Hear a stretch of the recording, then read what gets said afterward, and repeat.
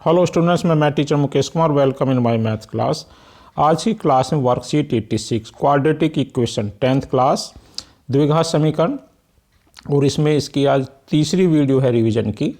तो इसमें दो क्वेश्चन दिए हुए हैं एज ए केस स्टडी की तरह से दो क्वेश्चन दिए हैं। तो उन्हें आप देख सकते हैं। क्वेश्चन नंबर फर्स्ट है, उसके 5 पार्ट हैं, इसके 5 पार्ट्स हैं। ऐसे क्वेश्चन नंबर 2 के 5 पार्ट्स हैं। बहुत इंपॉर्टेंट क्वेश्चन है। अगर आपने ठीक से रिवीजन किया हुआ है तो आप मेरे साथ इसे करेंगे और आपको आइडिया लग जाएगा कि आपने कितनी प्रैक्टिस की है। अगर प्रैक्टिस में आपके क्वेश्चन सही नहीं हो रहे, आप बाद में इसमें हल भी किया हुआ उसे देख सकते हैं, तो इसे आप फिर दोबारा से अच्छी तरह से प्रैक्टिस कीजिए और लिख के अच्छी तरह से प्रैक्टिस कीजिए। और चलिए अब क्वेश्चन पर करते हैं। देखिए फर्स्ट क्वेश्चन है, इसमें आपको केला दिखा हुआ है। तो केले के ऊपर ये एक केले का आकार हमें परवलय वक्र का आभास कराता है। निम्न आकृति में से एक ग्राफ पर केले को परवलय वक्र के रूप में दिखाया, यानी केले को परवलय पैराबोला कर्व के रूप में दिखाया गया है।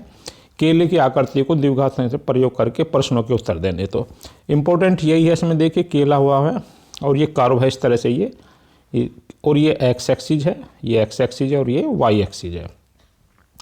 ये दो ये वहाँ पर वाई एक्सिस। तो ये एक्स एक्सिस और वाई एक्सिस दिया हुआ है, ये पॉइंट दिए हुए हैं। तो बिल्कुल इस तरह से पैराबोला की तरह बना हुआ है। तो इसमें जो 5 क्वेश्चन है तो इसे देख लीजिए, एक बार इंग्लिश वाले में भी देख लीजिए, आपको क्लियर समझ में आ जाएगा। ये शेप ऑफ बनाना रिजम शेप पैराबोलिक कर्व, तो अपने इसमें क्लियर बता दे पैराबोलिक कर्व है। In the following figure banana is shown as a parabolic curve on a graph using the quadratic structure. क्योंकि पेपर में आपको समझने पड़ा होगा, किस चैप्टर का ये समझना पड़ेगा आपको। और बनाना आंसर द फॉलोइंग क्वेश्चन, इसमें भी उसी तरह से दिए हुए हैं। तो इसे आपको देखकर समझ में आ जाएगा। अब इसके जो क्वेश्चन हैं उस पर एक एक करके क्वेश्चन पर चलते हैं। फर्स्ट क्वेश्चन है, इसका फर्स्ट क्वेश्चन करेंगे। तो ये है केले के वक्र का समीकरण कैसा होगा। तो देखिए कैसा होगा इसमें। तो दो इसमें पॉइंट है। ये पैराबोला में अभी हमने क्वाड्रेटिक में क्वेश्चन किया था। तो द्विघात इसका जो वक्र का समीकरण कैसा होगा, द्विघात होगा।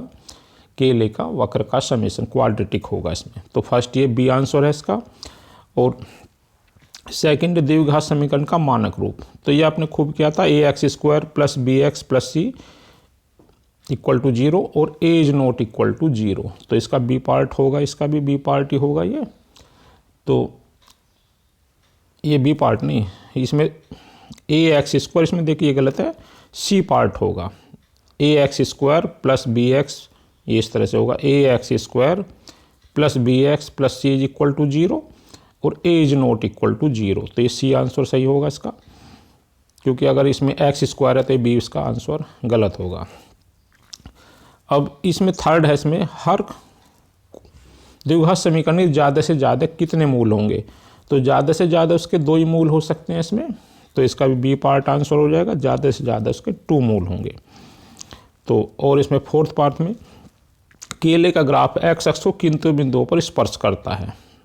तो ये केले का ग्राफ है, देखिए ये ग्राफ है और इसमें कितने बिंदुओं पर, ये 2 पर ही करता है, स्पर्श करता है, जो टच करता है ओनली एक्स एक्सिस पर।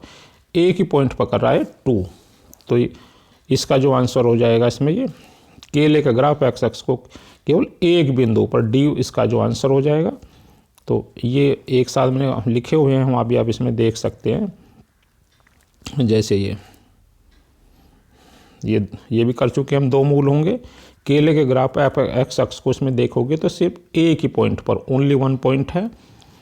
तो ये क्वेश्चन इसका फोर्थ पार्ट था।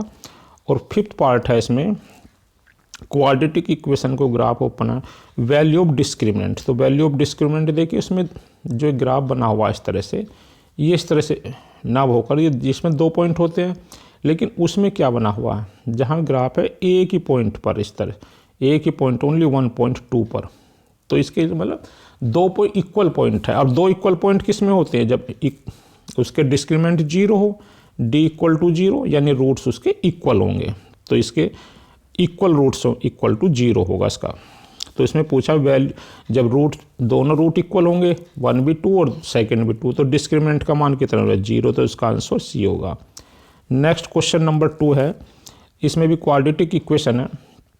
तो पहले एक बार इसमें देख लीजिए, आपको और समझ में आ जाएगा। इसमें ये इसमें सेकंड क्वेश्चन है, इसमें ये बी स्क्वायर माइनस 4ac इसका डिस्क्रीमेंट दे दिया है। इसमें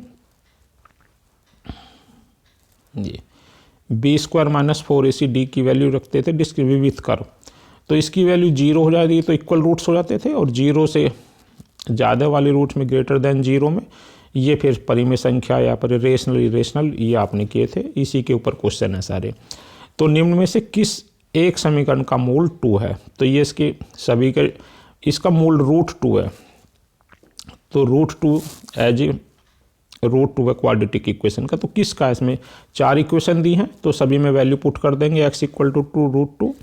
तो ये हमने सब में अलग कर करके देख लिया, जिसमें इसकी वैल्यू रखने से 0 आ जाएगी, तो वो इसी का जो आंसर हो जाएगा। तो देखिए एक √2 है, तो पहले में x² - 4x + 5 x जगह 2 पुट करेंगे, पुट दी x = 2, तो ये सोल्व करके 1 आ गई, तो ये 0 नहीं आया, तो ये नहीं है, तो ये नहीं हुआ। इसमें बी पार्ट में देखो x² - 3x - 12 x की वैल्यू 2 पुट करके ये -2 है, तो ये भी नहीं है।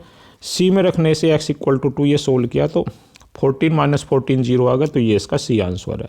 डी में रखने से -2 है, तो ये भी नहीं है, तो इसका फर्स्ट पार्ट का आंसर सी है। सेकंड में चलेंगे, इसमें ये b² - 4ac > 0 two root open quadratic equation, तो इसके रूट कैसे होंगे, देखिए अभी उसमें कर रहे थे b² - 4ac > 0, यानी 0 से जो बड़े होंगे इसमें d की वैल्यू डिस्क्रिमिनेंट की या विविध कर की वैल्यू होगी, तो कैसे होंगे, डिस्टिंक्ट एंड रियल, यानी दोनों भिन्न होंगे, अनइक्वल अलग अलग होंगे, और वास्तविक। तो उसके अगर > 0 से कैसे रूट होंगे, उसके भिन्न और वास्तविक रूट होंगे, तो इसका जो ये ए पार्ट सही है। थर्ड पार्ट है इसका क्वाड्रेटिक इक्वेशन गिवन है, इसके मूल कैसे होंगे, तो फिर डी की वैल्यू निकालेंगे, तो इससे कंपैरिजन करेंगे x² + bx + c, तो a की वैल्यू x² का कोफिशिएंट है, तो 2 हो जाएगी, b की वैल्यू विद साइन -√5 होगी, और c की वैल्यू यहाँ से 1 होगी।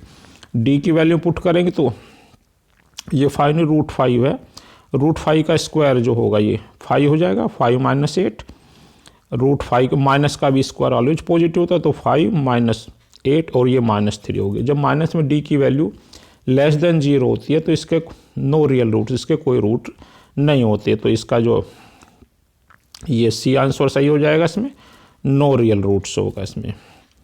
और इसका फोर्थ पार्ट पर चलते हैं, इसमें k का मान निकालिए जिसके लिए समीकरण के मूल बराबर होंगे।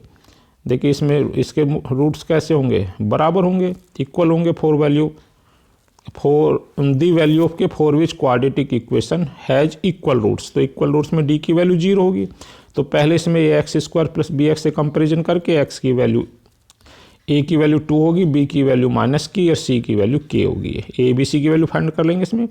अब d की वैल्यू निकाल लेंगे। अब कंडीशन क्या d के लिए, डिस्क्रिमिनेंट के लिए इक्वल रूट्स हैं, बराबर रूट्स हैं, तो d की वैल्यू 0 होगी, तो b² - 4ac = 0, तो इसकी वैल्यू रखेंगे, तो ये -k² + k² हो जाएगा, और -4 × 2 × k = 0, तो ये k² - 8k = 0, k दोनों टर्म में तो कॉमन ले देंगे, इसमें k कॉमन आ जाएगा, k - 8 दोनों को = 0, k को भी 0 करेंगे और k - 8 को भी 0 करेंगे, तो k = 8, 0 और 8 इसका आंसर आ जाएगा।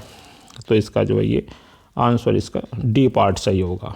ऐसी लास्ट पार्ट है से क्वाड्रेटिक इक्वेशन में डिस्क्रिमिनेंट पूछा है, इसका डिस्क्रिमिनेंट ये विविध कर कितना होता है, b² - 4ac, तो इसमें कई अलग अलग पॉइंट दिए हैं, उसमें देख के इसका जो अल्टरनेटिव आंसर जो बी आंसर सही है।